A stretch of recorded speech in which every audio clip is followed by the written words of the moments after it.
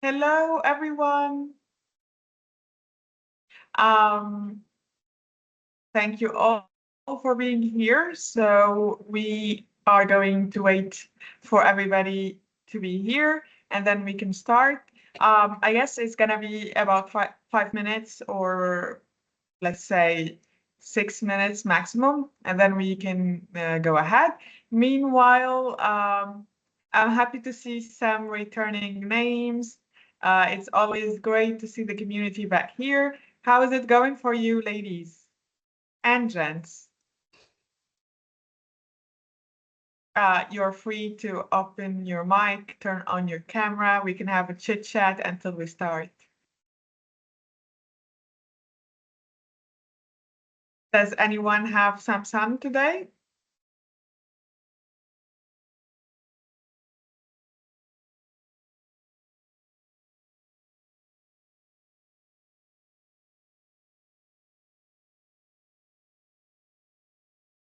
Nice. In Brussels too. In Brussels, it's sunny, which is really unlike Brussels. I think people are enjoying sun as well, so they don't want to show up. Yeah. Oh, lucky you, you're sunbathing. All right, I see more people are joining.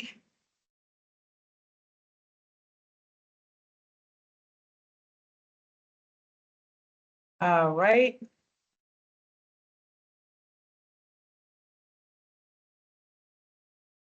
Hi.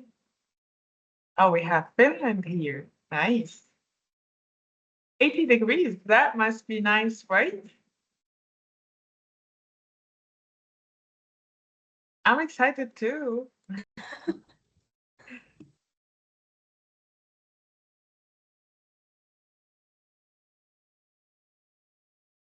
Okay, more people are coming in. Hey, everyone who just joined. We are just waiting. Hi. I hope that you are all having a nice day so far.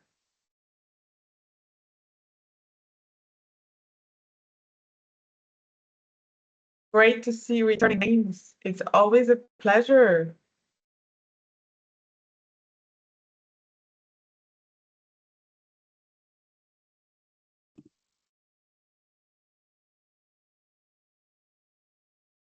Okay, we're still having so many people coming in, which is great. Hi, Luca.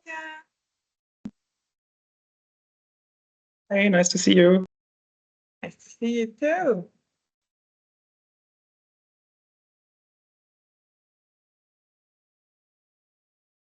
I see some faces too. Hi, Emilia. Hi.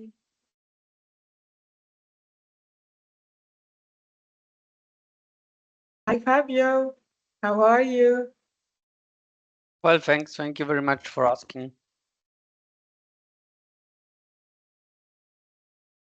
Happy to see all of the amazing community coming. All right. So we're still waiting a little bit, maybe some more minutes before we go.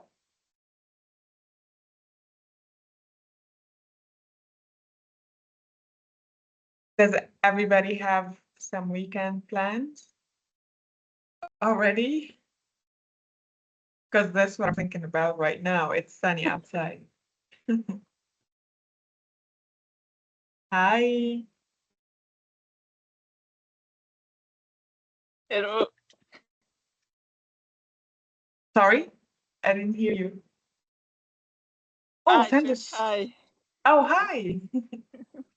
Thunderstorm and rains. Oh my God. I'm sorry to hear.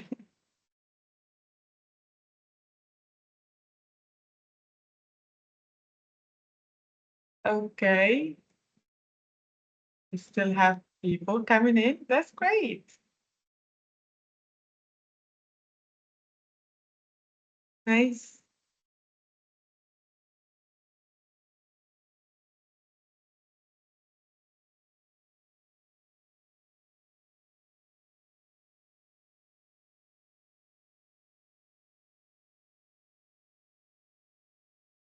Hi for whoever joined now. Happy to see you here. And we're starting in just a few minutes.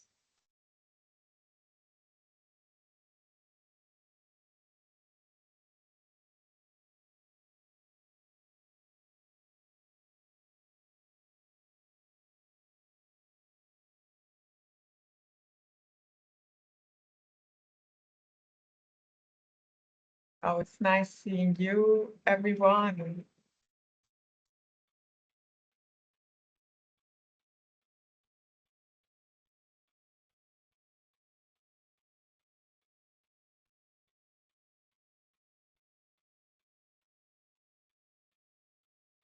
Oh, nice. Hi, how are you? Great to see you here again.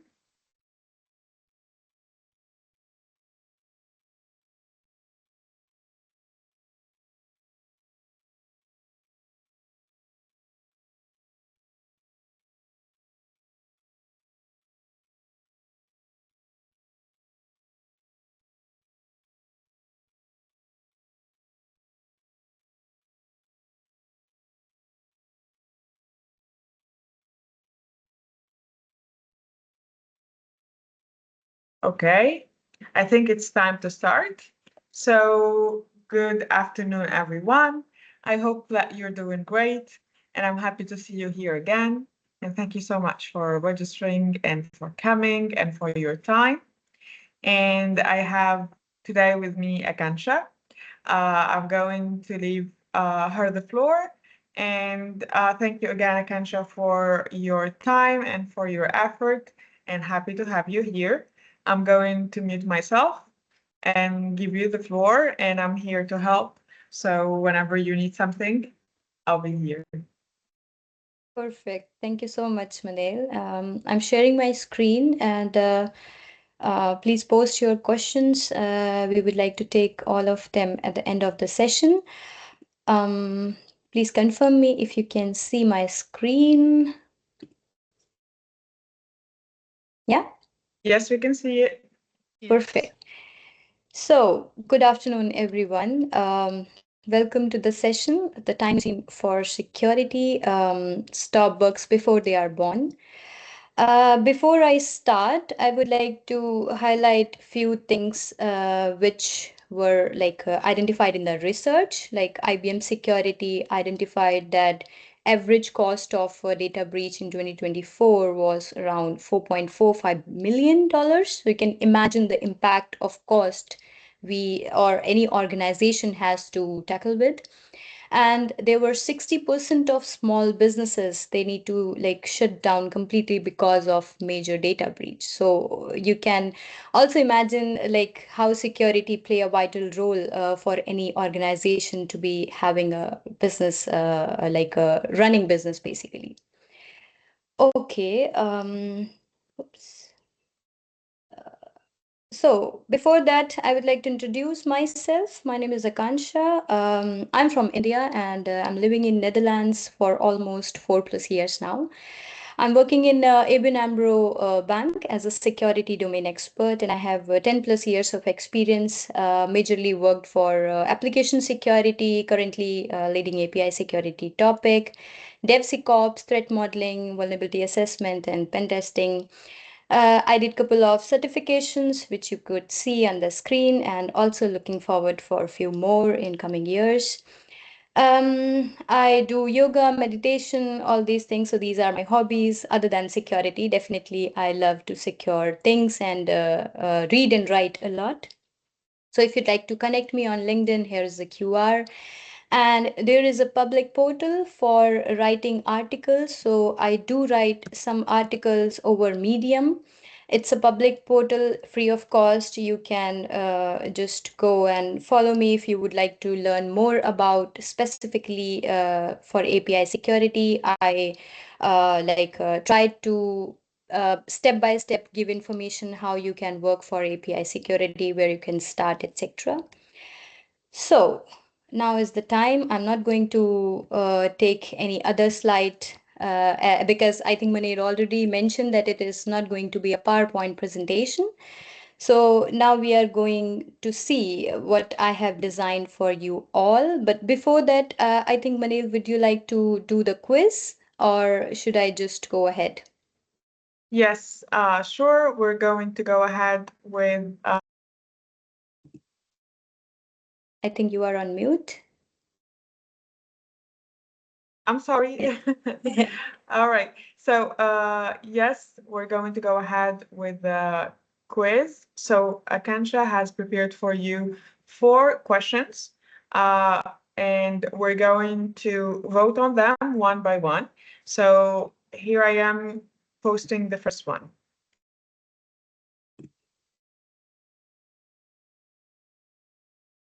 So, please post your answers to this. I can read a question for you. Which of the following best describes DevSecOps? So, what do you think when you read DevSecOps? Is it like a security focused stage added, or maybe a methodology, or a collaboration, or a process that focuses only on security infrastructure?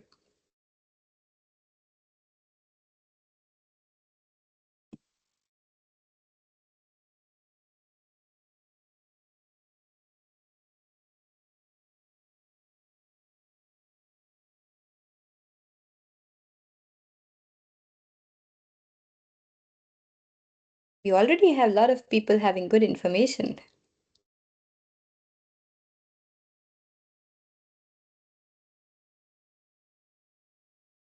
You are on mute again, Manil. Oh, thank you. Sorry. So I think there is a problem. Some of you can see the correct answer, right? Which is weird. I don't know how you are able to see that. Okay, I'm sorry about that. We can see All that. right, let's do the second one and see if you can still see the correct answer to this. If you can still see the correct answer, then we will skip it because probably there's a problem, and we will leave it to the end because I was going also at the end to post these again and test our knowledge from what Akansha has discussed with us today and see if we have the correct answer at the end. So for the second one, if or I can stop here. No need for the second one. If all of you agree that you see the correct answer, then it must be some sort of mistake. So I'm sorry. Then I think we can skip the questions, right?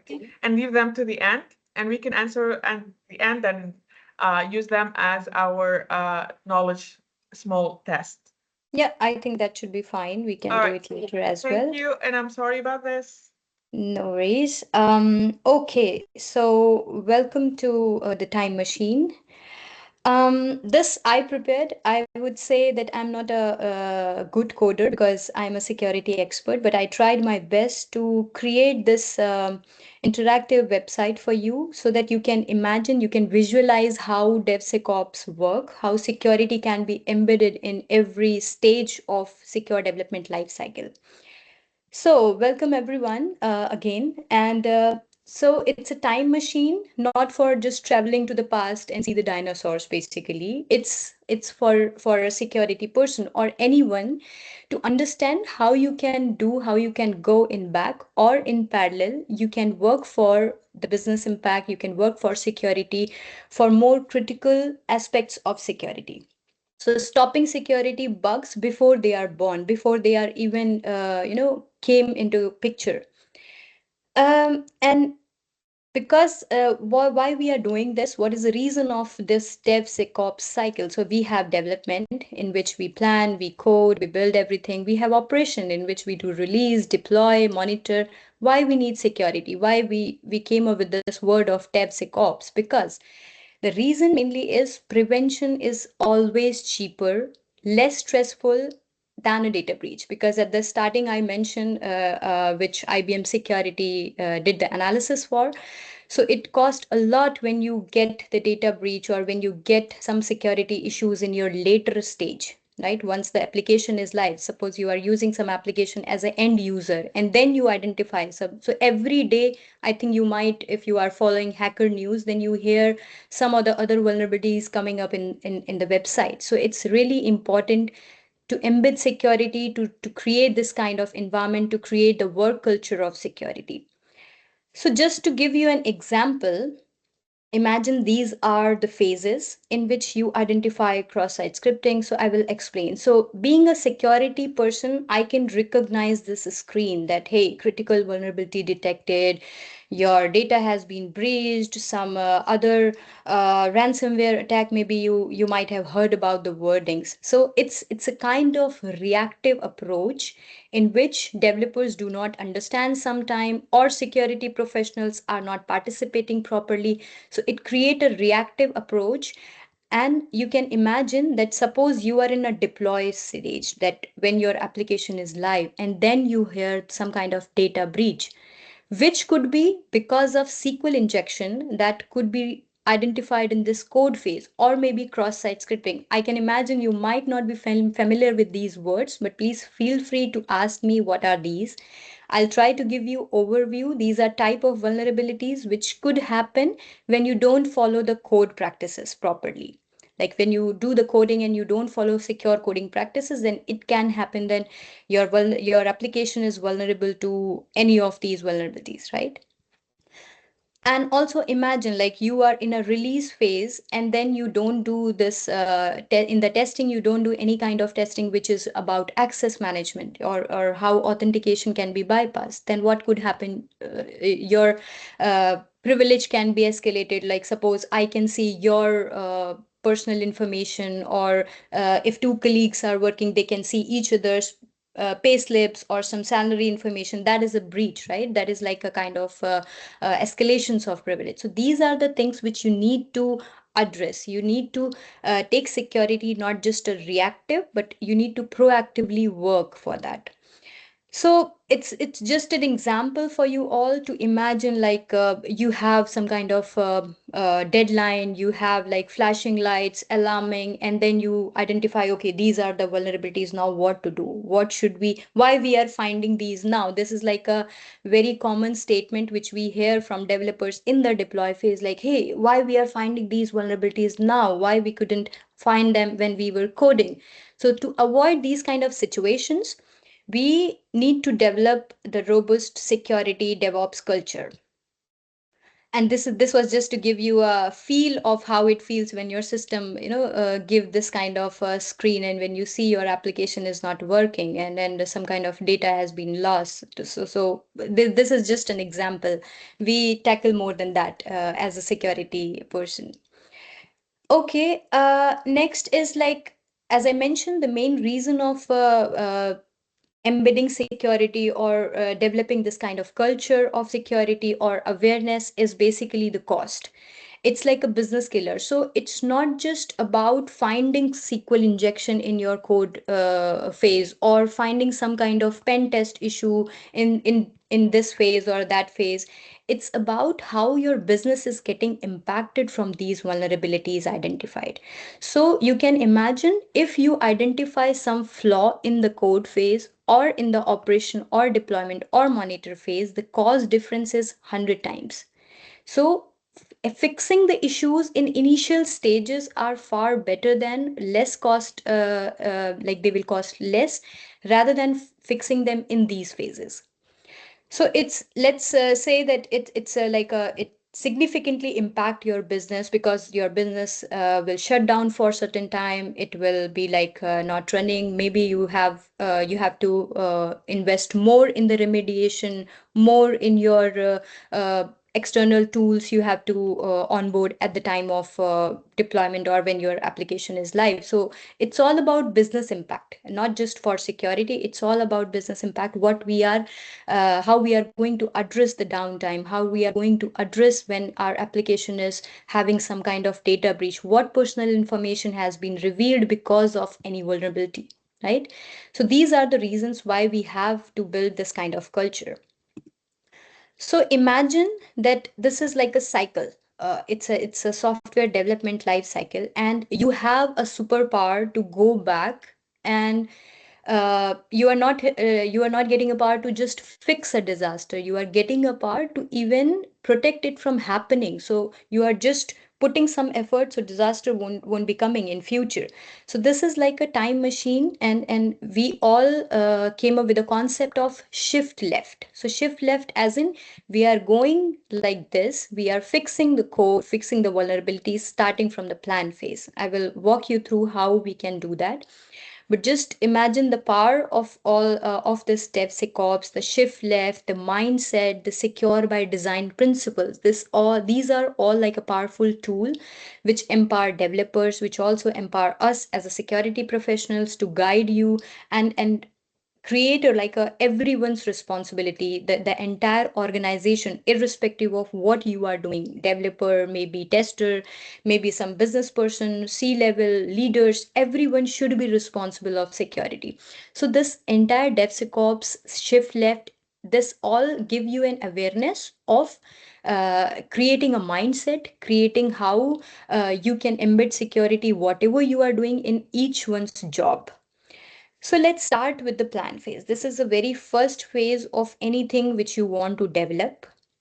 In the plan phase, you can start with the threat modeling. If you are not familiar with this word, I'm assuming that you all are security professional, but if not, no problem. I think threat modeling is just so you have some functionality in your head. Okay, I want to build this application. These will be the users. This is kind of access they will be having. This is the data flow. So you just create everything in your head.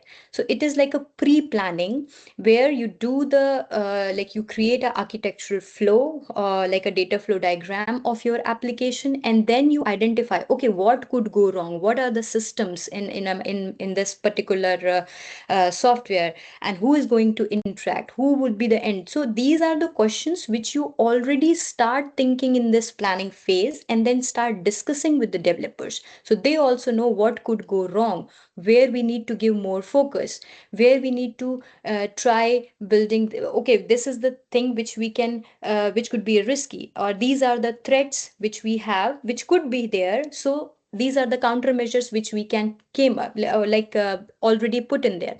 So everything would be discussed in the planning phase. You will visualize everything. You will have the list of threats, risk, and then countermeasures, the validation which you need in the future. So this is the very first stage. And what exactly you can start with, you can define your security requirements. You can already start defining your compliance mapping, risk assessment, and of course, security architecture view. So that in that way, you can visualize your application, the functionality, and the risks. Next goes your code phase. In which I will give you later this example about the vulnerable code. So in the code phase, it's like you start writing your code, developers start writing their code. So what we can do as a shift left, as a security, developing security mindset or embedding, we can empower them with a checklist. We can give them that these are the secure coding standards which you need to follow. For an example, if you can just understand very basic example, that there shouldn't be any hard code password in the code basically, right? So if there is any hard code password, and being a hacker, being someone outsider, they can if your code is public, it's very easy for me to get some kind of user and username and password from your code itself, right? So it's really not a very good practice to put hard code password in the code, or some kind of crucial information, some kind of personally identified information. All these things should be managed. So your developers need to understand what are the standards, what are the best practices, how code has been reviewed, if you have any kind of tooling or not, and proper training, of course. So in the code phase, you get the privilege, of course, that you can automatically integrate some kind of tooling, which is static source code analysis tooling. There are several tools which you can do, maybe Fortify, maybe Snake. These are the tools which you can use to scan the code, and they will identify, okay, if the code is vulnerable or not. So if I give you an example here, there are two examples. One is for cross-site scripting. That is, just suppose you have a username or you have a search field, and someone being an attacker insert some kind of script in the user input, and it is getting stored in your database. Then the attacker, the hacker, can get your cookie information. They can also, if they have like stored in your database, they can get any other information. So it's not a best practice that you are not using any kind of escaping. So this is a vulnerable code. And if you have automatically integrated the SAST tool in this coding phase, you can definitely get, the developers can get notification that, hey, this is the vulnerable code. Another example about SQL injection. So if you are directly getting the user input, it is a vulnerable code when you are not using any kind of validation, which I will show you here in the fixed code. So just imagine you wrote this code and you do have a SAST tooling in build, and you run the SAST tooling and you get the information like this, that hey, in the line 4 you are using direct insertion of user input into the inner HTML, which could lead as a cross-site scripting. So you need to use proper sanitization, you need to use escape, you need to escape the characters, like proper concatenation should be there. So suppose if user input, like user has given some character in the input field, they would not be taken as a like a query, or they would not be executed at the backend. They will be taken as a plain text. So that you need to be taken care at the upfront, right? For the second example where I showed you vulnerable code, it will show you that in the line 8, there is a SQL injection where you are not using parameterized queries. You are taking the input directly from the user. So it's better to use prepared statement or parameterized queries. For example, for cross-site scripting, you can also replace these characters as an different escaping HTML. So if you have a SAST tooling in your second phase, just imagine this is a second phase. You are still have to go the entire life cycle, and you can identify these small vulnerabilities, which could give you like a significant impact in the at the later when your business is running, right? So this is how your SaaS tooling works in your code phase. And we definitely need to empower developers with the best practices, with the checklist, what they need to follow, etc. Going forward, we have a third phase in the build phase, where we do use some kind of dependencies like external source. So in this phase, we have like SCA tooling, which is like a scanning for open source libraries in which you can just identify known vulnerabilities. So suppose if you are using any software which is not updated, right, which is like really old, so this tool will give you information that this tool is old. You need to really come up with the updated version. So suppose if you are using any vulnerable version of Log4j, it will trigger and it will notify the developer automatically that, hey, in the software composition analysis, we identified that this Log4j is vulnerable version and you need to update it. So in the build phase, you need to have these software composition analysis tooling, and then you can just use OpenSoft library, because in this phase, you compile the code which you have written here. This is the phase of the usage of open source libraries and open source coding tool, or etc. And what you need to have artifact signings, verifications of all these open libraries. You need to have policy enforcement that no everything should be updated, no old version should be there, etc. So these are the things which you need to consider and which you need to give to the developers. Next phase is testing. This is my favorite phase, to be honest, because I did a lot of penetration testing, in which you can use maybe Burp Suite and other tools. But how it works in DevSecOps cycle, basically in a shift left environment. So in the testing phase, you can do penetration testing. You can use different tools like dynamic application security testing, like Burp Suite or any automated tools, to create a kind of simulation of real attack. So it's a test environment. It's not a live environment. No end user interaction. It's just you and your team, maybe other developers as well could be there. So you will identify the vulnerabilities and you will identify how your application is working. So it won't be the real environment. So you can just run the DAS tool. You can pretend like an attacker. You can try exploiting the small vulnerabilities. So suppose if we, whatever we identified, suppose SQL injection was identified in the code scanning. Let's imagine that it has been missed, like the SAS tooling has not identified the SQL injection.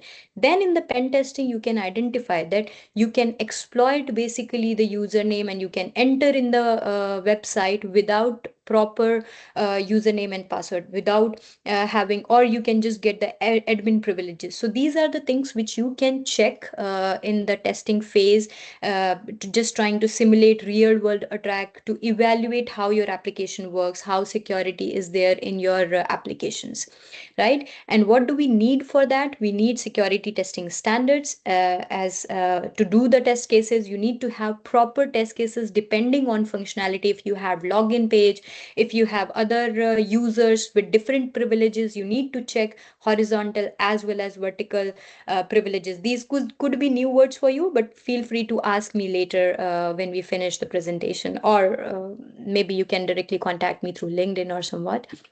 So this was about the testing phase. Then the next comes in your life cycle is release phase. So in the release phase, before going to the deployment, so deployment is like your application is full-fledged running and available for the end users. So before release, we check if we are compliant with all the regulations, all the standards, everything is in place or not. So you might have heard about GDPR, DORA, EU AI Act, NIS2, several others. So you need to suppose if you have developed any financial application, which is like a banking site. So if it is a banking site, if you are interacting with the users and they are having some kind of credentials like credit card data or some kind of payment is involved, then you definitely need to be compliant with all these regulations. So PCI DSS should be there if you are having credit card information or any other details. So in the release phase, we all check. So you can imagine how much security we already covered. We already did the design, secure by design in threat modeling. We identified the threats, risk, countermeasures. Then we did the code analysis. Then we identified if we are using any kind of open source libraries. Then we did scanning of those. Any unpatched thing, we did patching. Then we simulate the attacks. And then here is a release where we are looking into the standards, the compliance regulatories, all those things, right? So till now we covered, you can imagine we covered almost everything from our side as a shift left, as a DevSecOps, as a security, considering security and in the mindset. And then comes your deploy phase. So in the deploy phase, we do have our WAF, that is web application firewall. So firewall is there to detect if there is any kind of malicious traffic is going on. So it is like a runtime activity. Threat intelligence could be also there. So it's like it incorporates to protect against known threats, right? It's like we know that this is a malicious traffic coming up. It will directly block, it will mitigate the risk from like 0-day vulnerability, right? So suppose, as I gave you an example of log4j in the third party, suppose if that is missed there, then in the deploy phase, if we do have WAF and we do have policies implemented in the WAF that this is the vulnerable version, you need to block the traffic if you identify this vulnerable version, right? Or if this software is not updated, you need to block it. So these are kind of policies, these are kind of rules which you need to have in the web application firewall, which will block your traffic completely. And then your application would be safe enough to tackle the legitimate users, right? So what do we need as a governance activity for deploy phase? We need development approval workflow. We need configuration management. We need infrastructure security validation. And we also need secret management. So suppose you, as I'm expert for API, I really like to work for API security. So suppose if there is API key, how it is getting stored, where it is getting stored, who are you using any vaults or not, if you are using personal accounts or non-personal accounts. So these are the things which you need to to have in your deploy phase like a proper management, right? Like secret management, access management, etc. Now I'm left with two more uh, like phases. So next is like our operate phase, where our red team, like fancy red team, comes into picture, in which they try to actually, like, they do the real world attacks to test the defenses in the live environment. So they do the exercise, they do the access control reviews, they do the incident response procedures, they have like operational security matrices. So everything we do in the operate phase after deployment when the application is running and live. And the last phase which we have here is monitor phase. So it's like a 24/7 monitoring in which you can use different tools like Splunk or maybe Sentinel, or you can have your own tool for the monitoring where you can just do the check all the logs, who has logged in your website, who are trying to do what kind of activity. Everything you can just visualize here in the monitor phase. So if something goes wrong in the entire life cycle, here in the monitor phase, you can just get the information, get the notification that yes, this is something happened, which shouldn't be the case. So this approach also leverages the diverse perspective and skills of security community to identify issues basically that might be missed by internal teams.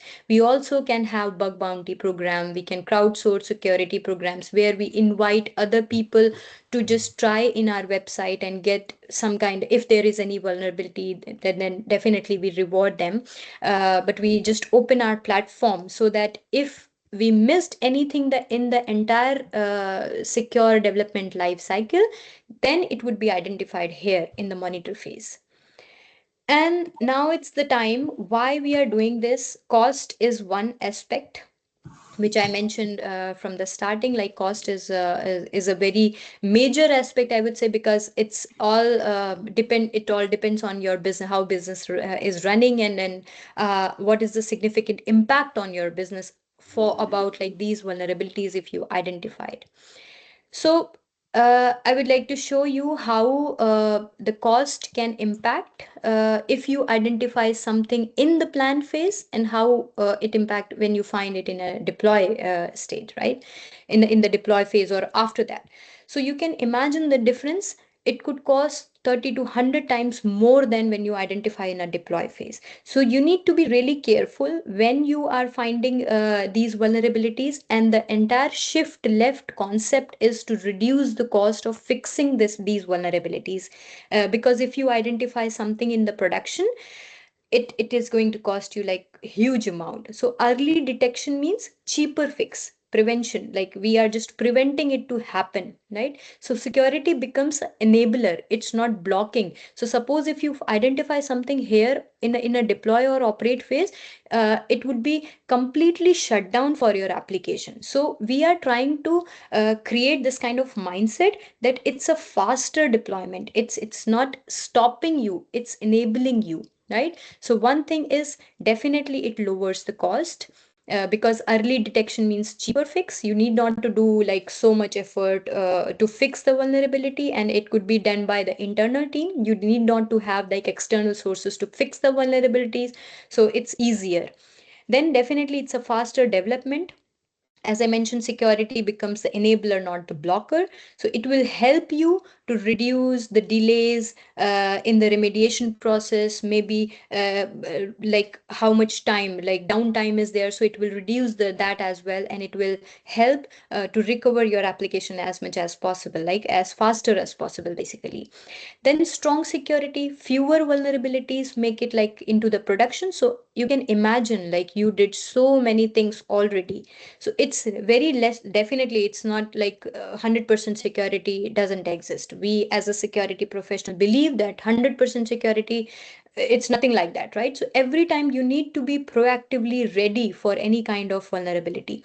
So after all these steps, it can happen that something can be identified in the monitor phase in the login, right? So then you can go back, you can check what we did wrong, where we identified, where we missed basically, and what has been missed. So for the future, you can just change that, right? So stronger security, fewer vulnerabilities, make it like into the production. Comprehensive security testing will help you to create a life cycle which will be like more secure and more robust, right? And of course, empowering teams. So shift left concept is for the developers to make them aware, to create this kind of mindset that you can if you are coding, you need to have this kind of mindset that if you are you can get some kind of vulnerability. So if you are taking the user input, are you sanitizing it? Are you whitelisting the characters? Are you escaping it? Or you are using parameterized query, prepared statement? All these things they will have in their mindset when they are coding, right? So you need to empower them. You need to come up with the trainings, like training sessions for them. You need to educate them, proper training, proper awareness, then we can together make it happen. So definitely shift left, DevSecOps, secure by design, all these things definitely empower teams.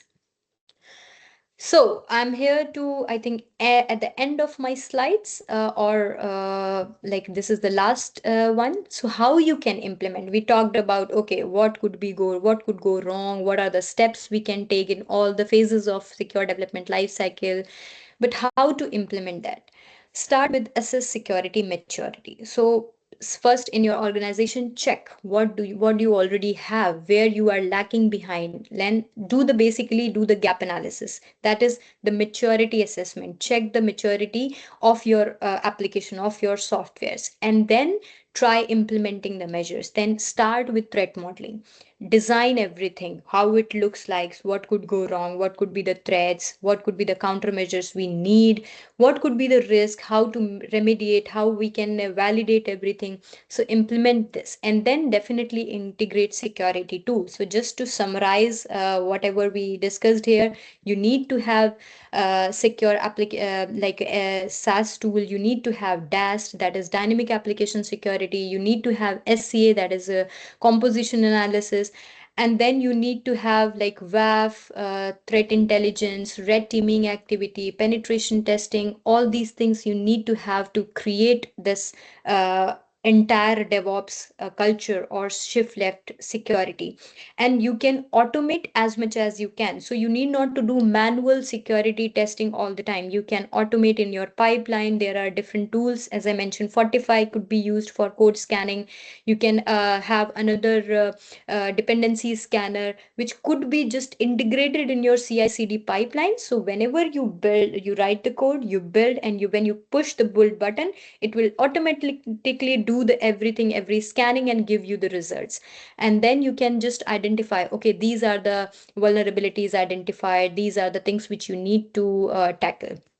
Train developers. I think I already described this, that this is not just one person's responsibility. It's like a shared responsibility, and everyone needs to understand this. So we as a security person can train developers, can educate them, but they are the people who are in the ground level, right? So they are writing the code. So they need to understand what is good practice, what is secure coding practice, what could be the common vulnerabilities which they can just writing the good practice, good secure coding, they can just reduce the vulnerabilities to happen. So that is the preventive measures. And then having a security champion. So every organization, in every team, they should have security champion. So security professionals, they have like a separate, entirely separate team. So what help they can provide in each team, if they are having security champion who he or she, whatever, so they are designated for these kind of roles, that they know what kind of security measures we have, what kind of standards we have, what checklist we need to follow, are we compliant or not, what security controls we need to adhere with. So these are the things which you can address having a security champion within the team, other than security professionals. So they can directly interact if they are having any confusions, if they are having any issues related to security, they are not able to tackle, they can directly reach out to security champions, and then they can connect with the security professional. So in that way, we can be interconnected with each other and having a proper alignment where we are and how we are embedding security, basically. So I think that's it from my end. That and I was, got the quiz ready. So if you want me, Akansha, to launch it, I would do that right away. yeah, sure. I think we can go ahead. All right. So first, thank you so much. I know it's very interesting and we have already some questions coming on. So Yeah. everybody, this is the quiz. So could you please go ahead and answer? So we have 4 of them. You need to answer 4 of them.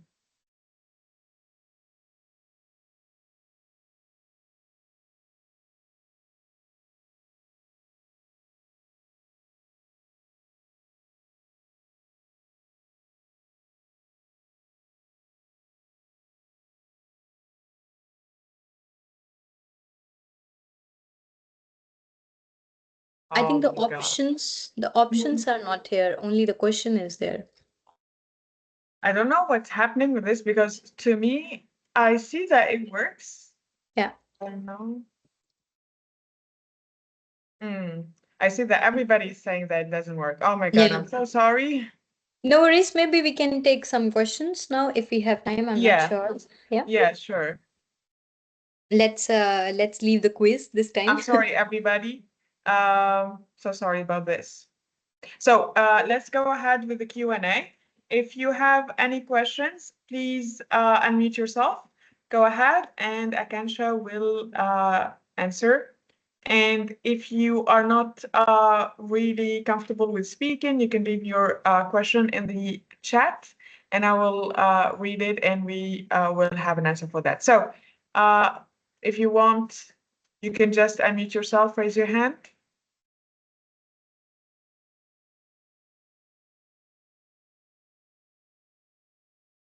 It's a bit weird because some of you have it working for them and some not. All right. Okay. We have the first question from Hajar, and she wanted to ask this earlier. She said, I just want to know which SAST tool did you use? Yeah, so I think I used many. So SAST is like a static application security testing, in which you scan the code and you identify the vulnerabilities. So I'm not big fan of the tool which I use, to be honest. It's a Fortify and the Veracode. I liked Checksum, which I used later, I think in 2016 or 17 around. But these are the 3 tools which I used in my career as of now, like Fortify, Veracode, and Checksum. So my favorite is Checksum, if you want to know. I think someone mentioned poll is working. I'm connected from phone. I'm not sure, but yeah. Yeah, I Oh, see that it think works for some people and some people it doesn't. All right. So any other questions, please raise your hand and we'll have it answered.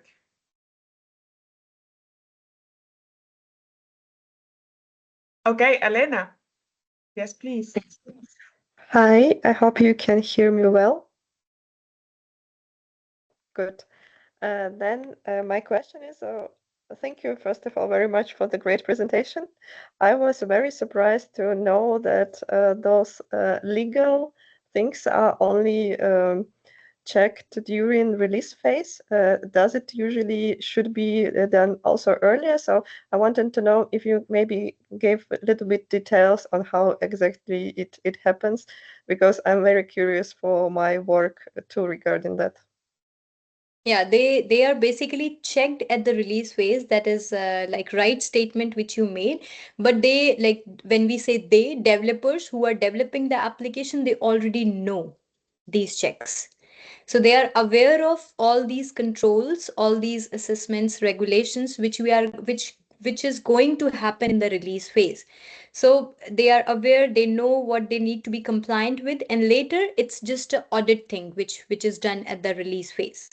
So yeah, you are partially correct, and I was also partially correct. So it's like a thing that developers are aware of, that these are the regulations which they need to do, and then later in the release phase we check if they are compliant or not. If they are not, then we say they are not non-compliant, and then they need to prove something. Maybe they can just do the acceptance if that is not like that much effective.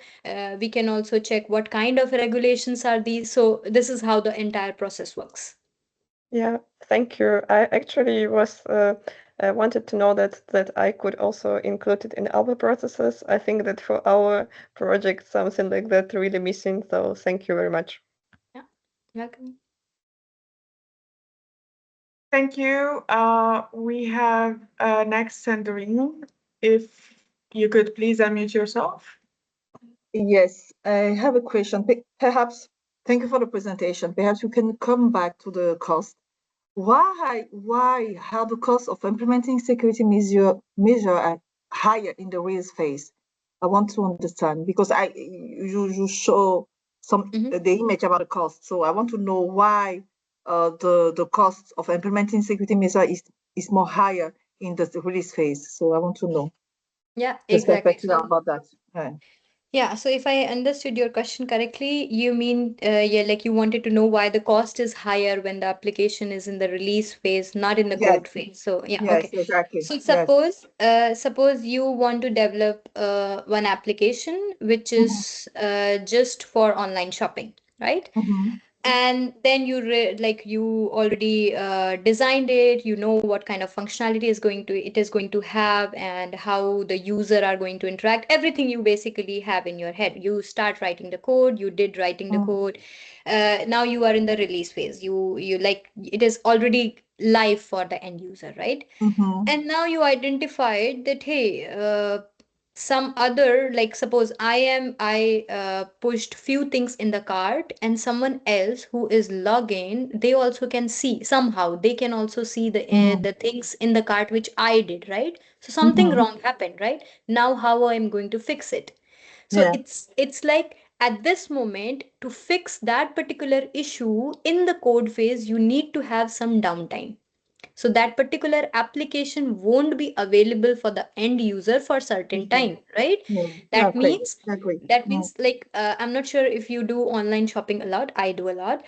Mm. You might have like experienced when there is some kind of sale, like, hey, you are getting 60% sale, the application like go like down like anything. Amazon won't work, Flipkart won't work, or whatever website you use, it won't work during the sale time. So what exactly happened there?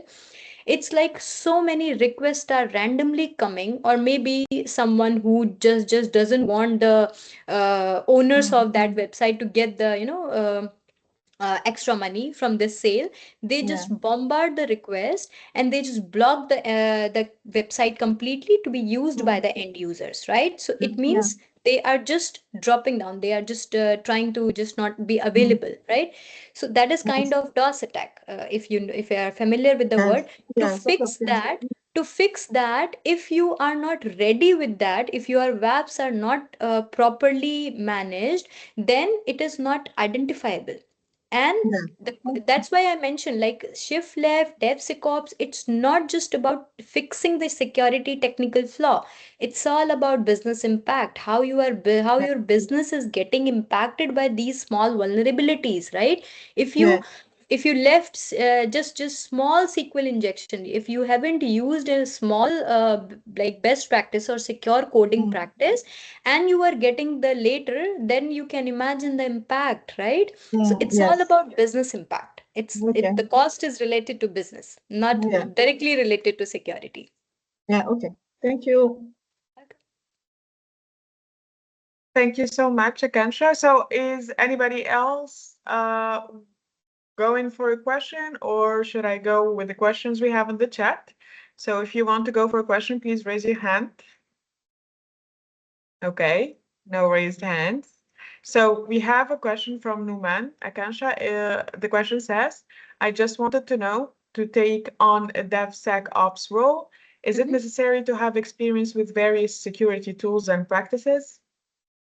So basically, having experience in tools, of course, it makes difference, but you have like thousands of tools in the market, right? So you can't have experience in all the tools. So you need to learn how like how these tools works. That is the terminology which we should say, that you need to understand what tool is doing. You need not to learn the exact tool, because every tool, some or the other way, they do the same thing, right? They will scan the code, they will identify, okay, they are also checking access thing, they are also checking if your authentication is managed properly. So these are the things which you need to understand for security, not just DevSecOps, but for other security related things. You need to understand the terminology, how it works, not specifically tools. I think over the time with experience you will learn how tools work, but start with understanding like how these tool works. Every tool, some or the other way, they are built on the same design. They may have some different UI, but the functionality which they give, they would provide, they are a bit similar, not same, but similar. Okay, thank you so much. Another question says, as a security professional with the new developments in tech and AI, which directions would you recommend for a beginner in cybersecurity that would probably include technical and social part? Nice question. So because I was literally struggling with this question, I think 6 years back. Where should I go? Because I started my career with testing. I was pen tester. I did vulnerability assessment, pen testing, tooling, and then code review, pipeline reviewing, all these things. But yeah, if you want to have this technical as well as social parts, my recommendation would be to go in the risk management, GRC, governance, and then the compliance part, because in that you really need to have the technical knowledge. Otherwise, how you are going to educate people that these are the regulations? If you say, hey, you need to have proper authentication, what does that mean? So you need to have the technical understanding of these regulations, and then you can definitely have the social part, like connecting with team, giving the trainings like I'm doing. So these are the things which you can do. Right. Amazing answers so far. Kansha, thank you. All right, so the next one says, thanks for the great presentation. How much coding knowledge someone would need to work on this field? Again, this is a very good question, and I can recognize my own from my own experience, because I'm from mechanical background, so you can imagine my coding skills. Uh, but yeah, logic you need to understand. Because if you don't understand the logic, a piece of, suppose if I gave you an example of cross-site scripting. So irrespective of if I can write the code, I should understand the code. So you need to get the logic of the code, what is written, right? If you don't get the logic, how you are going to secure it? What is the best practice? You won't be able to understand that. So the good thing is, if you have the coding experience, I think that is a plus point. And now we do have AI. So you can imagine, being a mechanical engineer, I developed this website by my own. So with AI, I wouldn't say they are going to replace developers, of course not. But you need not to have like core technical or core coding knowledge. Knowledge you need to have. You need not to go and write the code basically. So that part you can a bit skip, but you need to understand basically what is written. Otherwise, how you are going to do the code analysis? If you run the SaaS tool, you identify this is the line, this is the vulnerable code, and if you don't understand, I think that is of no use. Great. The next one says, can we use open source tools in company, or company should provide or paid the SAST or DAST tools?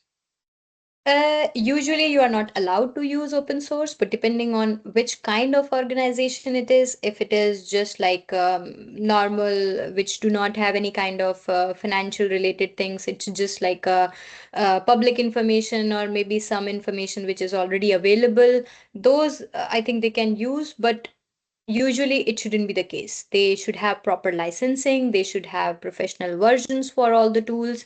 So all the SaaS, DAST, at least which I use, they were all licensed versions. So you are, and please don't try, just a disclaimer, please don't try any SQL injection in any of the website by your own. It's not at all allowed. You need to be ethically do it. So I think I took SQL injection many times, but please do not just Google it how to do SQL injection and just try hitting scripts on random websites. It's not at all allowed. It's illegal to do. You have some dummy websites. If you want, I can give you a reference for that. You can try hit and trial and do like identify these vulnerabilities and do your practice, but don't do in on random websites. Don't try any scripting or any such things. All right, thank you, Akansha. So the next one says, what helped you the most early in your InfoSec career? Sorry, I didn't get the question.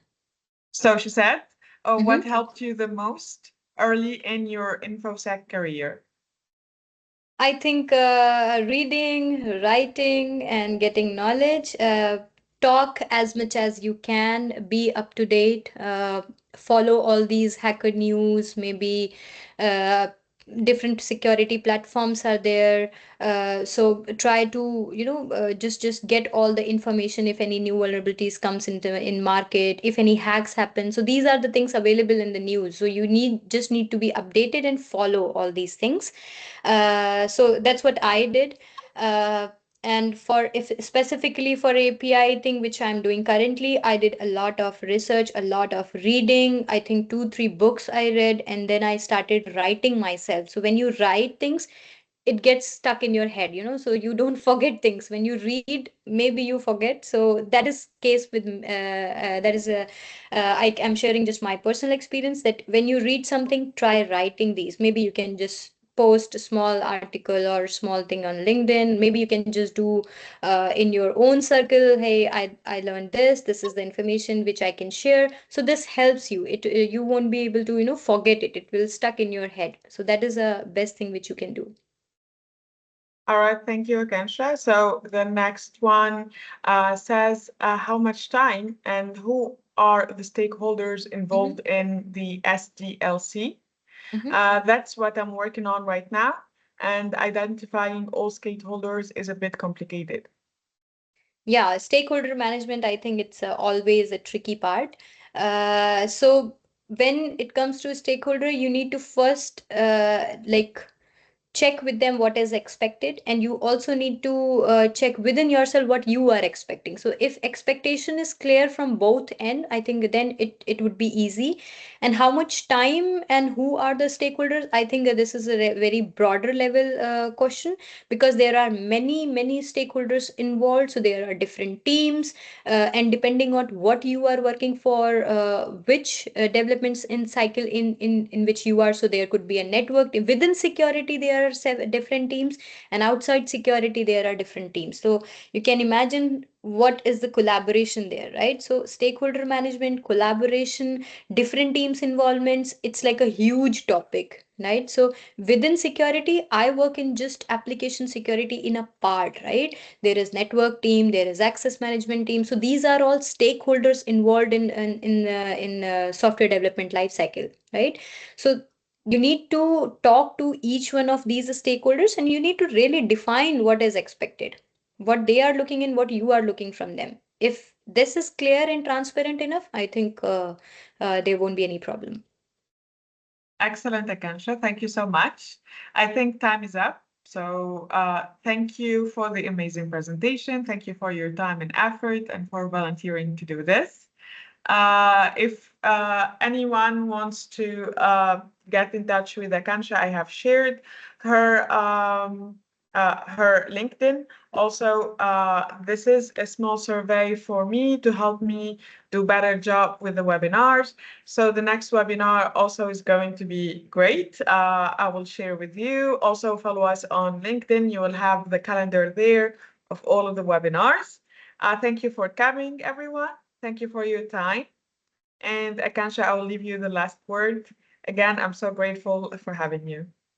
Thank you so much, and thank you everyone for joining. And please feel free to reach out if you have any questions or discuss. Happy to help. Yeah, and thanks a lot for all the questions. They were great. All right. Have a wonderful evening, everyone. Have a wonderful evening, Akansha, and see you soon, guys, for the next webinar. It's by the last week of June. Bye, everyone. Bye-bye. Thank you. Bye-bye.